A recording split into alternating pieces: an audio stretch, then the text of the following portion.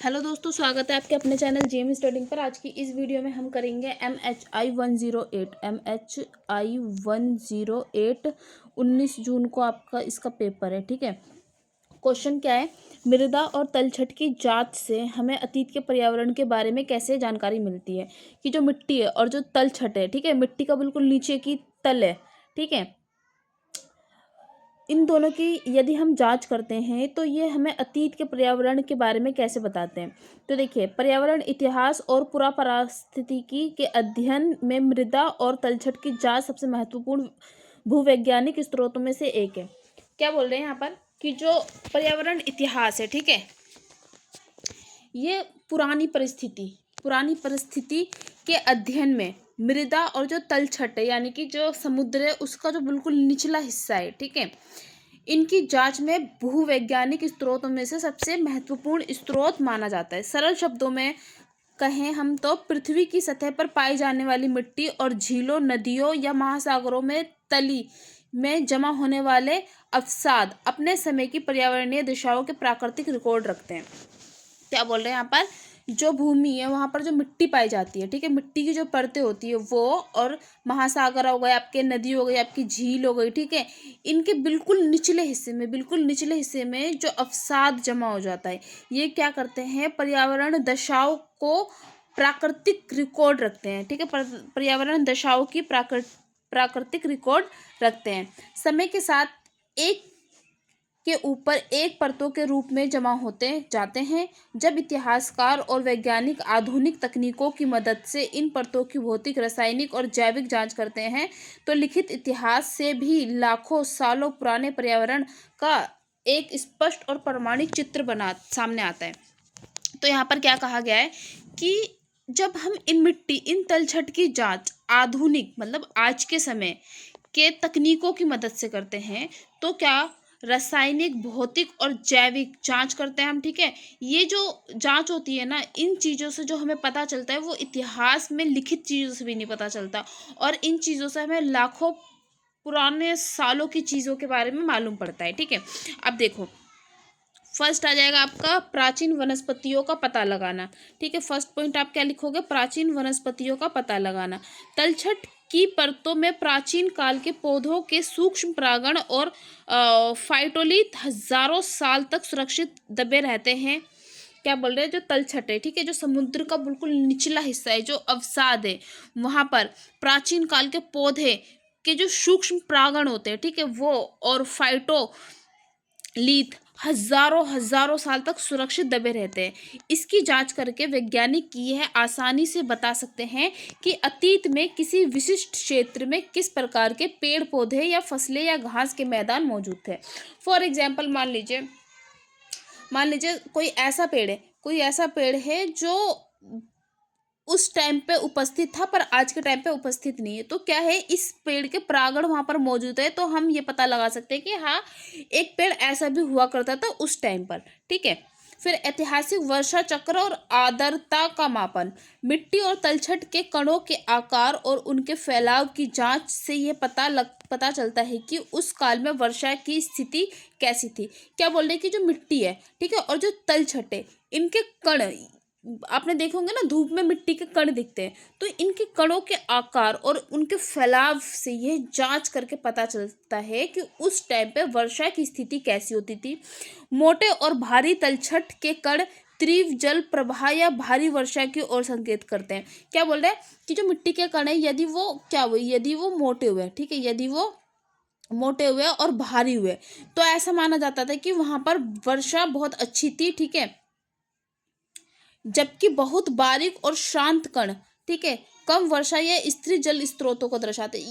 और अगर जो मिट्टी के कण है ना, मान लो बिल्कुल ही पतले हैं, ठीक है, मोटे नहीं है, ऐसे मोटे नहीं है, बिल्कुल पतले हैं, तो ये बताते हैं कि वहां पर वर्षा की जो स्थिति थी वो स्थिर थी या जल का स्रोत कम था। फिर प्राचीन काल और दीर्घकालिक सूखे का प्रलेखन करती है। ये कैसे, यदि किसी क्षेत्र की मिट्टी की परतों की जांच में जैविक पदार्थों की भारी कमी और शुष्क धूल की कण मिलते हैं तो यह उस कालखंड में पड़े भयानक अकालों या महासूखे का भौतिक प्रमाण होता है। इससे प्राचीन मौसम की अनिश्चितता का पता चलता है। क्या बोल रहे हैं कि यदि किसी क्षेत्र में मिट्टी की जो परतें हैं, ठीक है, परतों की जांच की जाती है और उसमें जो भारी कमी और शुष्क धूल के कण मिलते हैं, पदार्थों की मतलब जैविक पदार्थ जो होते हैं उनकी बहुत कमी होती है और शुष्क धूल के कण मिलते हैं, तो ऐसा माना जाता है कि उस कालखंड में क्या होता है, उस कालखंड में भारी सूखा पड़ा होगा। फिर नदियों के मार्ग बदलने का इतिहास, इसके बारे में जानकारी मिलती है। नदियाँ अपने साथ भारी मात्रा में गाद और तलछट बहाकर लाती है। किसी पुरातात्विक स्थल की खुदाई में अचानक नदीय तलछट की परतों का गायब होना या किसी नए क्षेत्र में उसका मिलना ये प्रमाणित करता है कि प्राचीन काल में नदियों ने कब और किस कारण से अपनी दिशा बदली। क्या बोल रहे हैं कि जो नदियाँ होती है वो अपने साथ, आप सभी ने देखा होगा, भारी मात्रा में गाद और तलछट बहाकर लाती है। किसी पुरातात्विक स्थल की खुदाई, जब पुरातात्विक स्थल की खुदाई करते हैं हम, ठीक है, खुदाई करते हैं तो अचानक नदियाँ तलछट की परतों गायब हो जाती है, तो तलछट है, ठीक है, वहाँ की परतें गायब हो जाती है, तो ऐसा माना जाता है कि नदियों ने अपना रास्ता चेंज कर लिया है। फिर समुद्र के स्थल, जल स्तर और तापमान में बदलाव। महासागरों की तली में निकाले गए तलछट कोर में लाखों साल पुराने सूक्ष्म समुद्री जीवों के अवशेष मिलते हैं। क्या बोल रहे हैं कि जो महासागर होते हैं, ठीक है, महासागर की जो बिल्कुल निचली तली होती है, ठीक है, मान लीजिए ये महासागर है, उसकी बिल्कुल निचली तली है, ठीक है, इसमें से जो तलछट कोर, ठीक है, बिल्कुल बीच में से जो हम निकाल रहे तलछट का, वो लाखों साल पुराने सूक्ष्म समुद्री जीवों के अवशेष मिलते हैं, ठीक है, जो बहुत छोटे जीव होते हैं ना, बिल्कुल नीचे समुद्र के तलछट के बिल्कुल नीचे जब हम खुदाई करते हैं तो उनके अवशेष मिलते हैं। इन अवशेषों के रासायनिक परीक्षण से प्राचीन काल में समुद्र के तापमान, वैश्विक जल स्तर और उतार चढ़ाव के बारे में सटीक जानकारी मिलती है। फिर आ जाएगा इसमें आपका प्राचीन भूक्षरण की दर। पहाड़ों और ढलानों से बहकर झीलों में जमा होने वाले तलछट की मात्रा ये बताती है कि अतीत में भूक्षरण किस गति से हो रहा था। तलछट की मोटी परतें ये दर्शाती हैं कि इंसानों द्वारा वनों की कटाई या अत्यधिक पशुचारण के कारण मिट्टी का कटाव बहुत तेजी से बढ़ा।